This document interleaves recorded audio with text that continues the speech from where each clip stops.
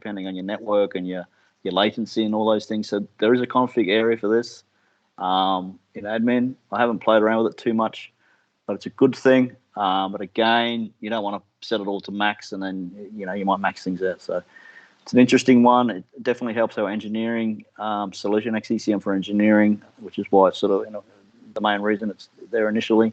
It's for all your DWGs, these big files, or your drawings, your AutoCAD drawings, which are, this one's 10 meg, right? So 10 gig, sorry. Yeah. So anyway, that's there. Be aware of it. 21.4. It's a configuration. It's off by default. You need to go in and configure it and all that. Office Editor. Yeah, this is Office Editor supports security clearance now. So if you know how this works, this is your Enterprise Connect. This is the one that you use for downloading documents and using them on your desktop with Enterprise Connect. It supports security clearance. I don't know why it didn't before, but basically you can't download things that you're not allowed to see. Classifications tile. This is sort of management stuff here. That was again something from Classic we showed years ago, but it's there now. Hold management tile. Again, this is all about record management. This is your taxonomy, your classification, record management tile. I'll go through this quickly. Physical objects. You can create multiple. So a lot of these again are just I guess the last little bits that they're going to bring across from Classic into Smart UI. We've had hold management for a long time, and create multiple physical objects we've had in Classic forever since I remember. This is the new intelligent view and compare. I don't have this working yet, but this is the intelligent viewer. All right, where you can compare text documents now. Okay, as part, not just graphical. I think this was in place in the last version, 21.3. But what they've got now is you can compare versions of documents quickly and easily. So you go to the version 1, and there it is there, the screen on the left. If you can see that, if you can see that. Oops. Yes, question. Go ahead. Yeah, compare text. Yes. How about the double by Chinese character? Good question. I don't think so. I think it's only English for now.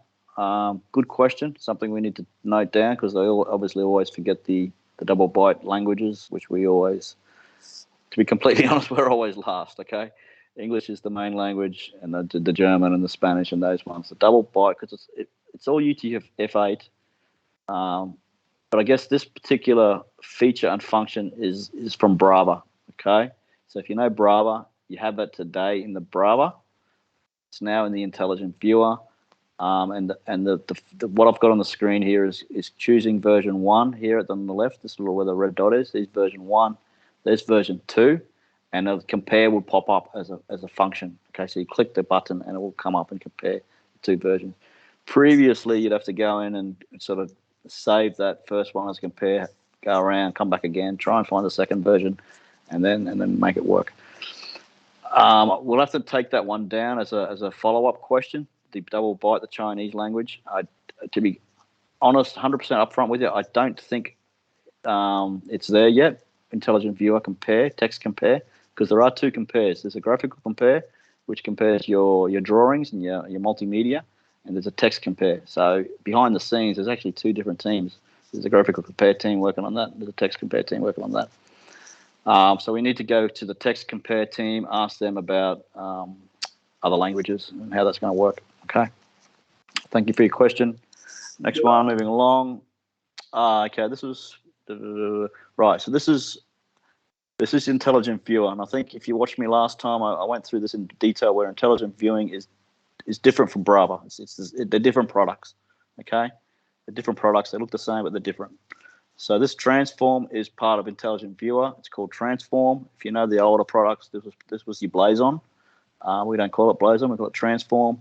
And now we can OCR. Okay, so with the transform 21.4 of intelligent viewer, you click this OCR. It should, and what the OCR in this context is just turning this PDF into a rich text format, into a searchable. Okay, it's not doing, it's not taking out certain fields from the document. It's not like your intelligent Captiva OCR. Okay, where you can go, I want this pump repair. I want to pull out the invoice and the invoice number, the pump number, the repair number. No, we don't do that. It's just turning this document into searchable. Okay. So that's what that does. So that's the intelligent compare. Sorry, that's the transform feature of intelligent viewing. Let me just get through the slides, include on it. So you can do that as with annotations as well. So there's two options here. You got this OCR. So when you say convert, I'll show you in a second if I get time. You choose OCR and you choose markup. So some documents may or may not have markups as well. When it does the transform, it will also include the markup. All right, and then you choose your output format, your destination, multi-file. What's this doing? Okay, multi-file. If you haven't played with this, but this is basically saying you choose more than one document to multi-file the viewer. Signatures. So this is your signature we talked about at the start. So from any document there, you see the document employee NDA -.docx. Click on the functions. You should get send for signature. Okay.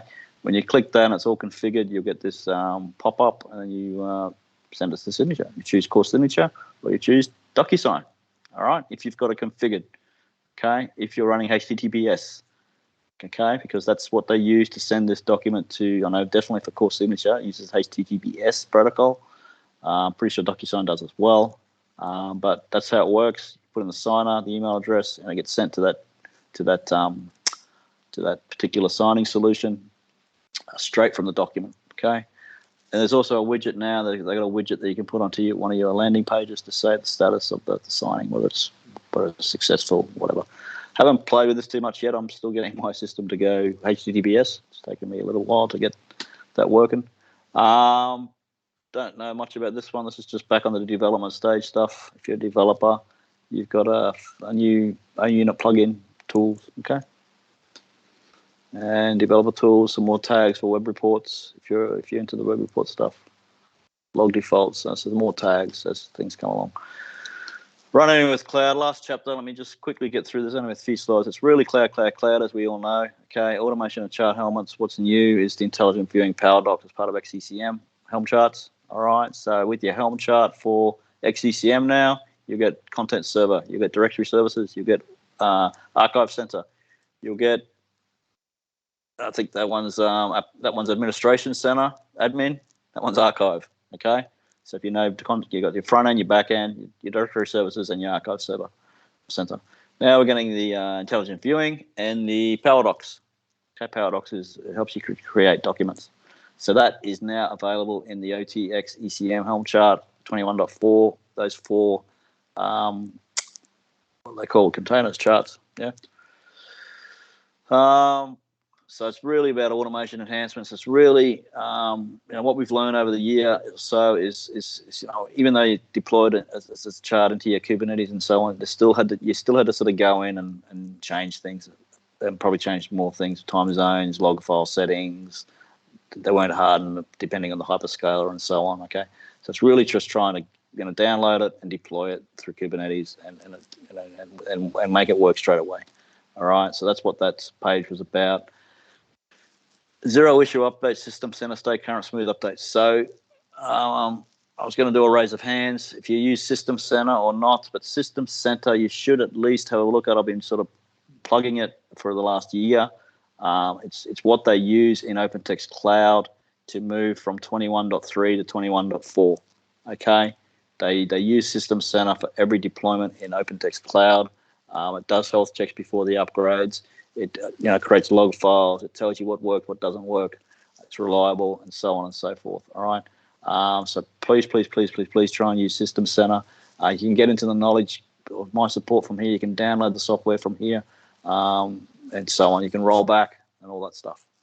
And you can create plans. All right. So execution plan within System Center.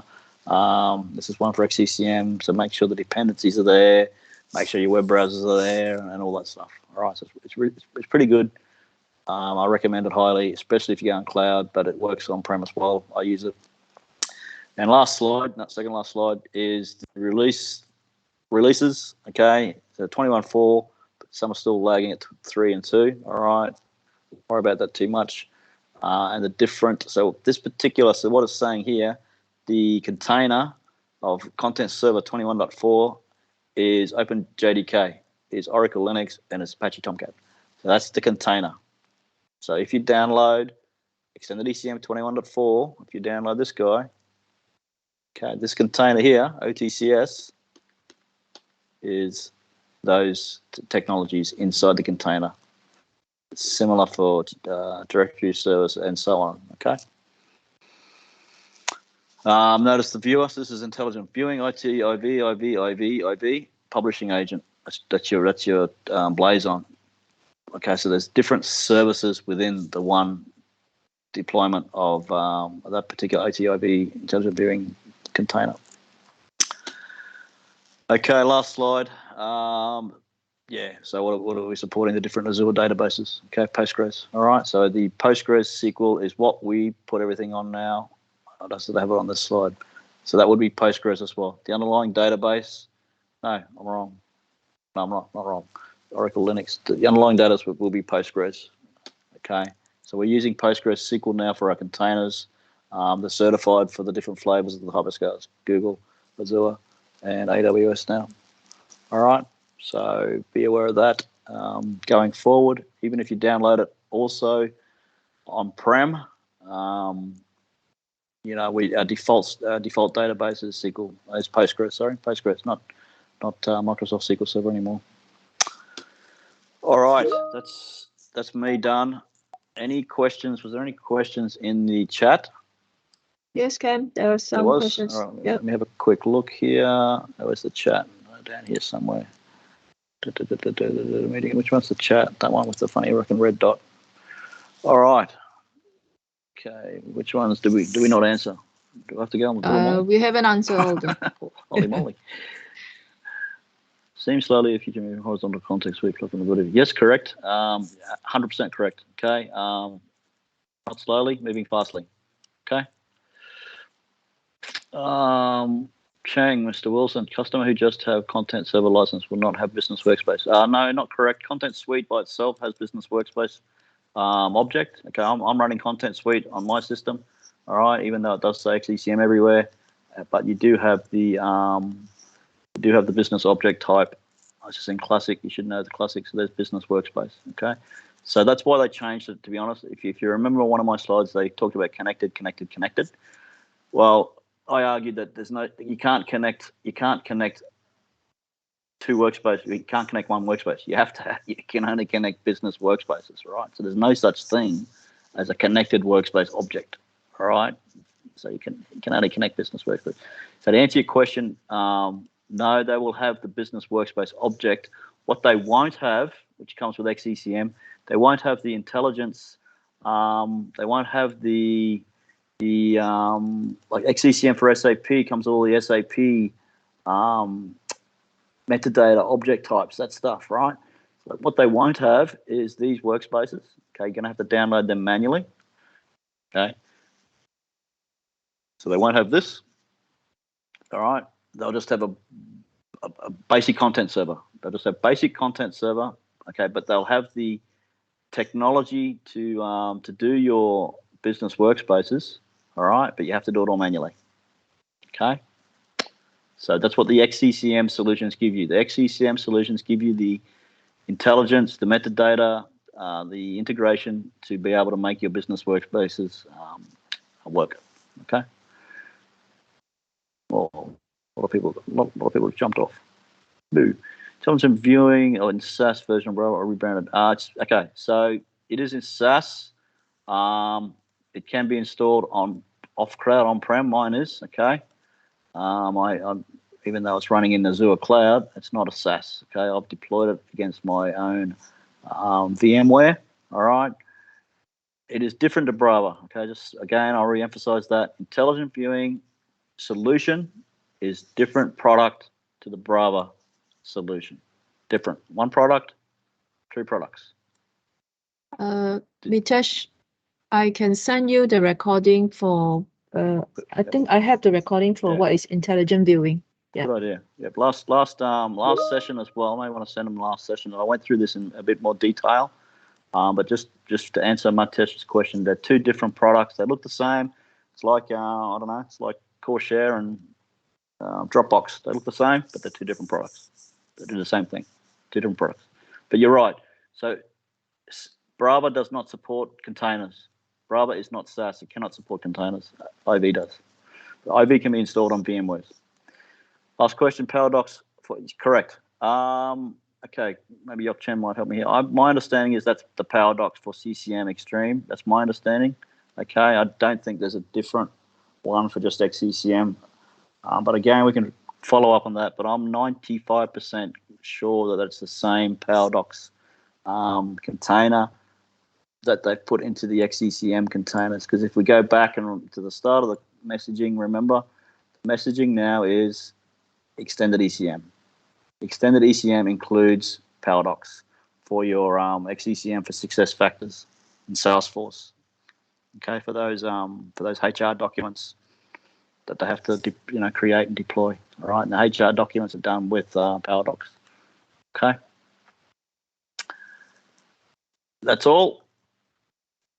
Okay, thanks, Cam. Is there any other questions from the floor? People joined and left. So that's, thanks everyone. If there's no other questions, obviously you can email us later on or something. Please, Yok Chen will send the link out to the presentation, etc. I don't know if there's any wrap-ups. Before you log off, I need a help from everyone is to do a quick survey. I'm going to post it out now with Polly. Cool.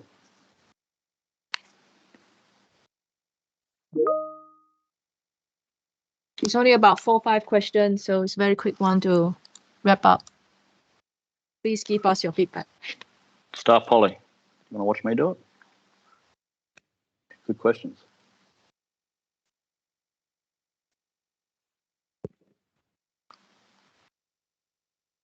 Yeah, good questions. These are important for us to understand and you guys to know as well.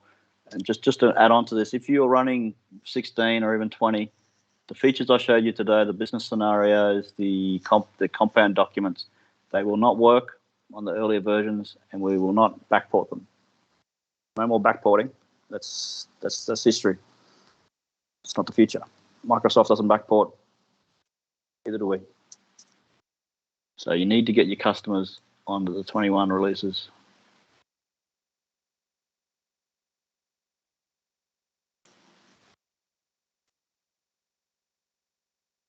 Those who have actually completed the survey, feel free to drop out. We will send out the recording if we do have your email address next week.